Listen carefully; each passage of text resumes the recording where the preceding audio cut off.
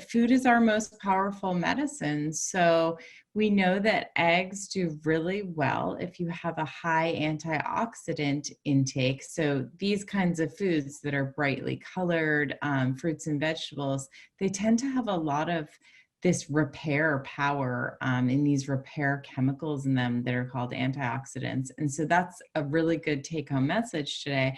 And I know everybody knows, oh, I should be eating more vegetables, but do you know that eating more vegetables during your day could potentially impact the quality of your eggs and sperm and maybe get you some kind of healthier baby, healthier pregnancy, et cetera? So this is real and there's data to support that. And you hear about a lot of people taking antioxidant pills and all kinds of supplements and stuff, but we get this from our food. So this is actually a picture right from one of the videos in the Prepare for Pregnancy protocol where Hillary and I are making smoothies, and the smoothie is so delicious. And this is just one of the That's our cherry mint smoothie. It's on the website. It's on our blog. So if you go to cultivatefertility.com, you'll see the blog with recipes. That one's on there.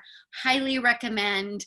If you already have children and you're trying to grow your family, your children will love this smoothie, but it's delicious.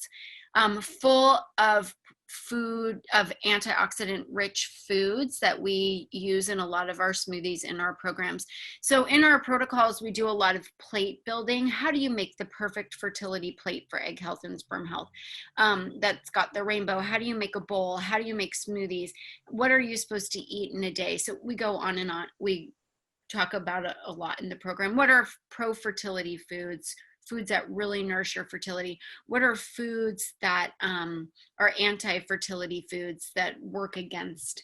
And spending a lot of time with diet is really important to us. But to start, if you're eating the rainbow and your plate is looking really colorful, you know you're doing good for your eggs and sperm. So that's